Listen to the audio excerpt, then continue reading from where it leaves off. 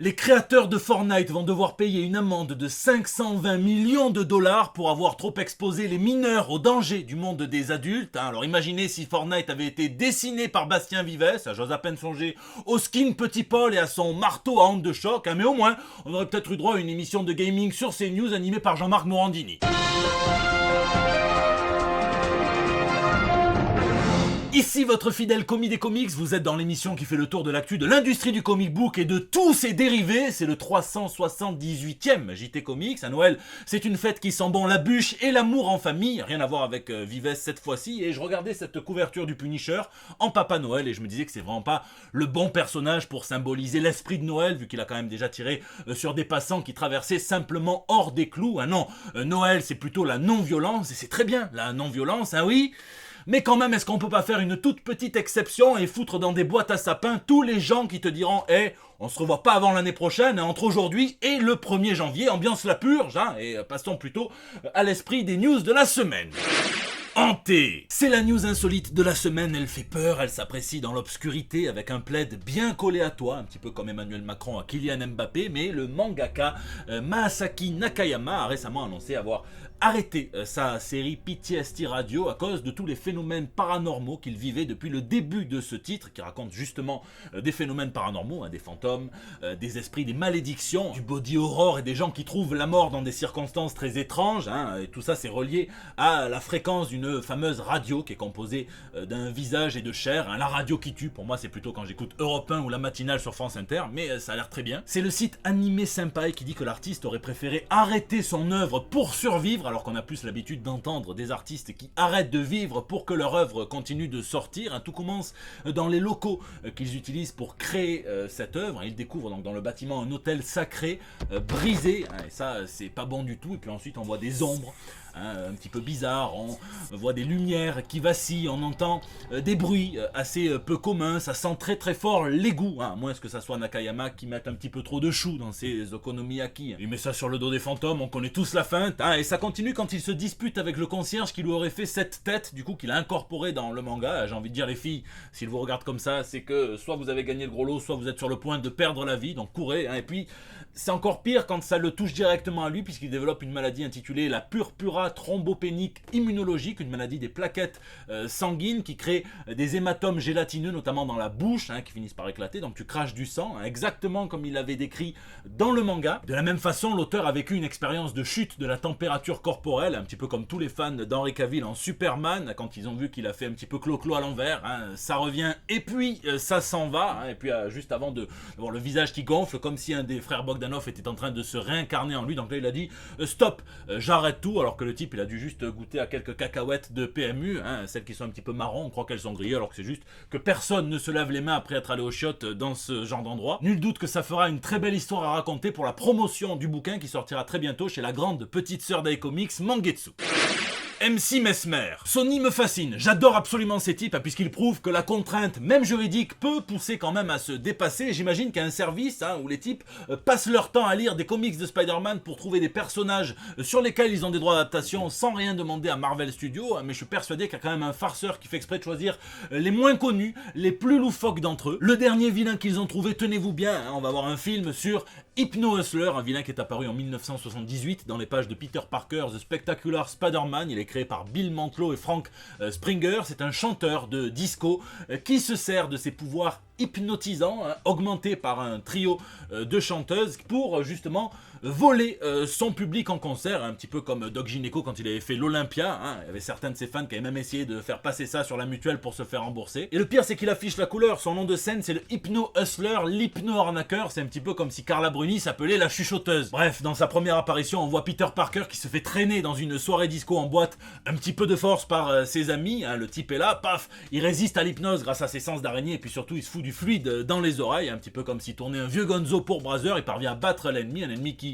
est revenu après, hein, notamment pour se faire booster ses pouvoirs par le fameux bricoleur, hein. On raconte que c'est le scénariste Miles Murphy, le fils d'Eddie, qui scénariserait ce projet, et en producteur et acteur ça serait Donald Glover, hein, qui ne cesse de se promener sur la toile de l'araignée, hein. Il a doublé Miles Morales pour Disney XD, et puis surtout il a joué l'oncle de Miles dans Spider-Man Homecoming, Aaron Davis. C'est l'aspect musical qui a intéressé intéressé l'artiste à qui on doit un This is America, hein, il me tarde de voir ce que ça peut donner. Il rejoindra en tout cas Venom, Kraven, Morbius, Madame Web, Silk, hein, dans ce grand univers en parallèle du tisseur, sans aucun tisseur.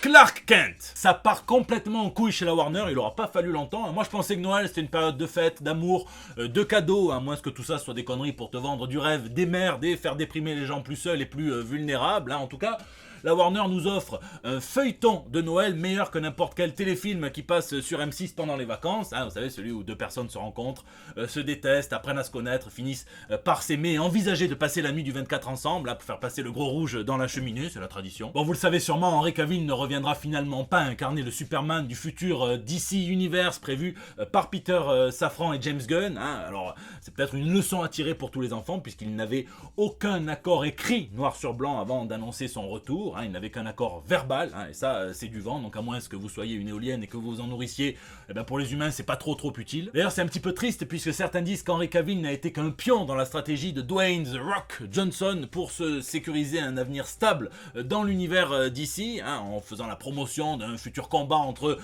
son Black Adam et Superman. Le problème c'est que les premières fêlures commenceraient à apparaître et qu'une source anonyme proche des exécutifs de la Warner dit qu'en interne on douterait de la capacité de James Gunn à diriger un univers aussi grand, à prévoir, hein, il n'a aucune expérience en la matière, il n'est qu'un simple réalisateur. Hein, est-ce que d'autres réalisateurs vont vouloir travailler sous la coupelle d'un simple réalisateur sans expérience? C'est un petit peu méchant, hein, on dit qu'il n'a pas les épaules de Kevin Feige, j'ai envie de dire attendons de voir. Hein. Du côté des fans, les réactions sont évidemment mesurées, proportionnées et intelligentes. Non, pas du tout, hein, comme d'habitude sur Twitter, eh bien, il y a une frange assez vocale qui ont lancé le hashtag virer James Gunn, hein, qui est un cheval de Troie pour rétablissez le Snyderverse et faites revenir Zack Snyder. Ils ont un petit peu oublié la jurisprudence Les Gardiens de la Galaxie qui veut que lorsque James Gunn se fait virer, il trouve automatiquement un meilleur boulot chez la concurrence. D'autres fans plus constructifs réclament l'inclusion de Cavill puisqu'il est libre directement dans le MCU en tant que simili Superman de l'escadron suprême Hyperion, hein, ou bien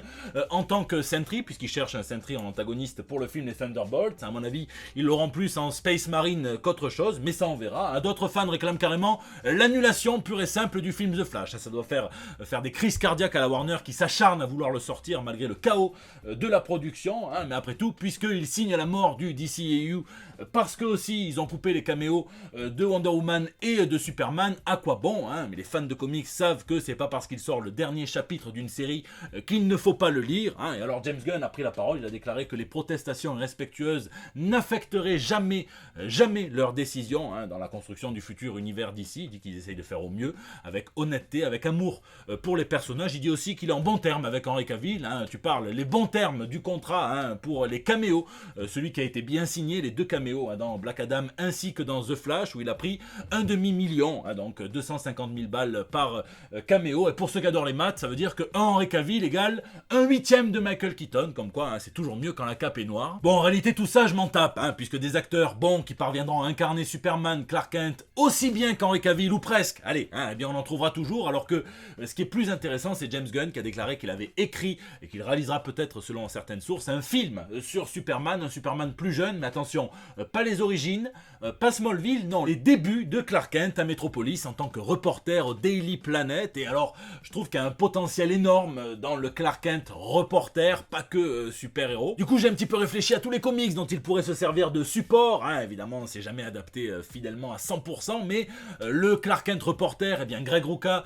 s'en est beaucoup servi. Je pense évidemment aussi au Birthright de Mark Waid et de Leinil Francis Yu, hein, où on voit, hein, vraiment le Clark Kent reporter. C'est une origin story, attention, mais quand même, ça met l'accent sur qu'est-ce que c'est que d'être un héros, qu'est-ce que c'est que d'être un journaliste, puisqu'il va être lâché en photoreportage dans une zone de guerre en Afrique, donc il va se servir de ses pouvoirs, et c'est pas juste le héros de Metropolis, mais ça va devenir un symbole d'espoir pour le monde entier, hein. Il y a aussi de Kurt Busiek et Josh Jones et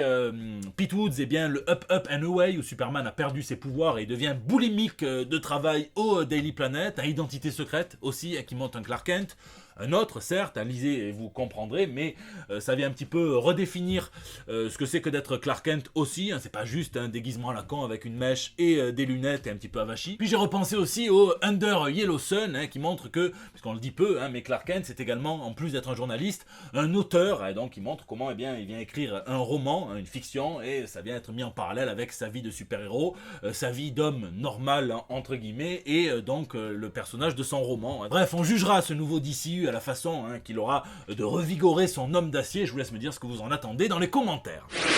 Multivers. Bon, et DC fait son grand ménage d'hiver sur le gros bordel de toutes les terres parallèles, à l'occasion de l'événement Dark Crisis, que je ne spoilerai pas. Tout ce qu'il faut savoir, c'est qu'il y a une forme d'effet stressante dans les comics qui veut que rien ne se perd. Tout ce qui est créé existe et continue d'exister en attente comme ça dans le noir, jusqu'à ce que ça revienne sur le devant de la scène. Peu importe les crises, les lissages, la destruction de tous les univers parallèles, non. Et d'ailleurs, dans le one-shot Dark Crisis Big Bang, Mark Waid dresse une liste complète de toutes les terres parallèles, soi-disant. C'est le bouton reset en jaune et rouge de l'univers DC The Flash qu'il a créé, qu'il l'annote lui-même, et connaît apparemment tous les comics par cœur. Ça, c'est son côté vendeur, VRP. Et il y a plein de trucs intéressants. Je parle pas que de la Terre 27, où on retrouve la Jurassic League de Daniel Warren Johnson et de Juan Gideon, dont on reparlera bientôt d'ailleurs, mais je parle plutôt de la Terre 798, où on apprend, et je crois que c'est la première fois qu'on nous le dit, qu'en fait, le Superman de Christopher Reeves cohabite avec le Batman de Michael Keaton, et que sur cette Terre, il n'y a que deux individus dotés de super pouvoirs, Superman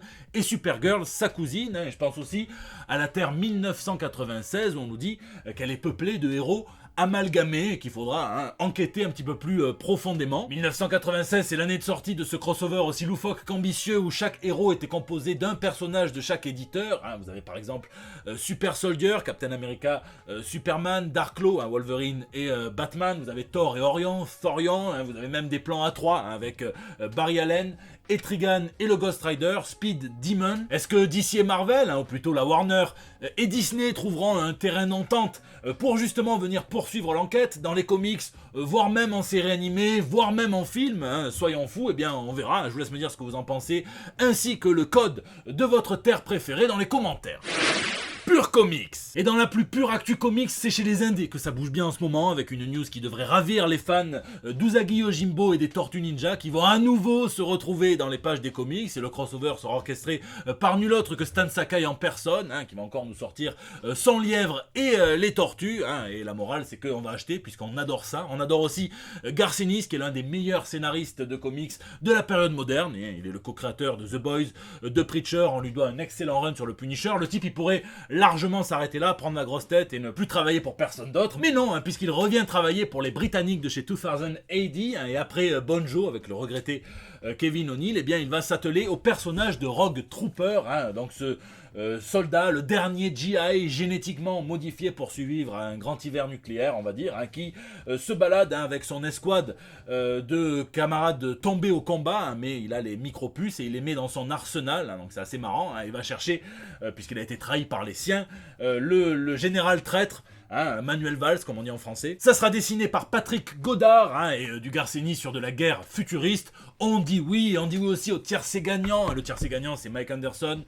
Eric Trotman et Greg Rucka, qui vont revenir pour nous raconter un space opéra, qui montrera des super soldats, défenseurs de planètes, et surtout, j'ai l'impression, des habitants qui vivent sur cette planète. On n'en sait pas plus, mais c'est de la science-fiction, ça a l'air de tabasser. On dit oui, et attention, pour tous ceux qui n'aiment pas trop les chats, vous allez être servis, puisque l'excellent Matt Kindt et Tyler Jenkins vont s'associer pour créer un comic book sur un chat noir et une petite qui se demande si celui-ci n'est pas un petit peu malveillant, si celui-ci n'est pas responsable de tous les problèmes de sa vie,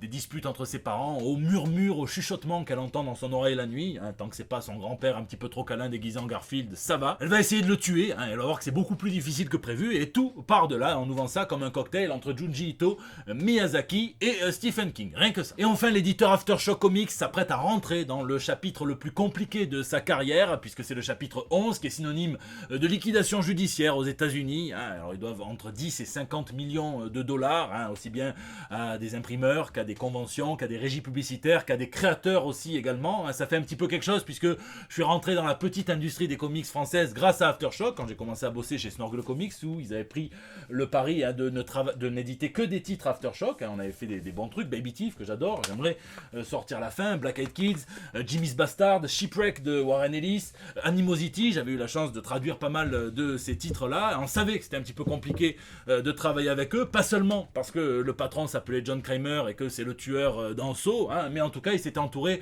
de gens compétents, de gens même très très forts, hein, Mike Martz, un des meilleurs éditeurs du métier, Joe Pruitt, hein, qui a fait pas mal de choses. C'était pas donné de bosser avec eux, mais on comprend mieux quand on voit toute l'oseille qu'ils doivent, hein, notamment à Inaki Miranda, le co-créateur de We Live, hein, puisque j'ai retrouvé Aftershock après chez 404 Comics en traduisant le titre pour eux. Et on espère que ça va se résoudre, que les créateurs seront payés, qu'ils pourront surtout récupérer leur propriété intellectuelle et les poursuivre chez d'autres éditeurs un peu plus sérieux. Lisez, en ce moment, oui, je lis plein de choses, mais c'est pour mes 2 prochaines traductions, hein, sur lesquelles je suis en train de cravacher, et je les ai pas encore annoncées, j'ai pas encore envie de le dire maintenant, c'est assez dingue, hein, voilà, mais désolé pour le faux suspense, mais je vous le dis, que vous croyez pas que j'ai abandonné les comics pour me remettre à la tectonique, donc je vous laisse plutôt me dire ce que vous lisez ou geekez dans les commentaires, hein. D'ailleurs je vous tiens à vous remercier d'être toujours aussi nombreux à suivre ce JT Comics qui touche à sa fin, hein, à laisser vos pouces bleus, à partager, hein, sur Facebook, à tweeter, à retweeter, à m'incorporer dans vos stories Instagram, même pendant les vacances, même quand c'est les fêtes de Noël, hein, pour ceux qui les fêtent, hein, pour ceux qui sont pas seuls, d'ailleurs force à tous ceux, hein, qui aiment pas les fêtes, hein, vous inquiétez pas, c'est bientôt terminé, après ça va être les gens qui se bagarrent pour les soldes de janvier. N'hésitez pas à réagir dans les commentaires sur YouTube où je lis chacun d'entre vous, j'essaie de répondre au plus grand nombre, sur les réseaux sociaux aussi, vous me laissez vos petits messages pour El Bando del Pueblo, qui est votre espace de liberté depuis plus de 7 ans maintenant, je vous fais d'énormes bisous, passez de bonnes fêtes, hein, lisez plein de comics, hein, offrez plein de comics, hein, l'Ogre Lion, offrez-le, enfin offrez plein de choses, hein, et je vous donne rendez-vous la semaine prochaine pour des nouvelles toutes fraîches. The Boys parodie Donald Trump, et bien il leur rend l'appareil en sortant des cartes numériques à collectionner, des NFT qui coûtent seulement, dit-il, 99 $. C'est imbattable, il me tarde de voir la saison 4, hein, puisqu'après le protecteur, voici venir le gros forceur.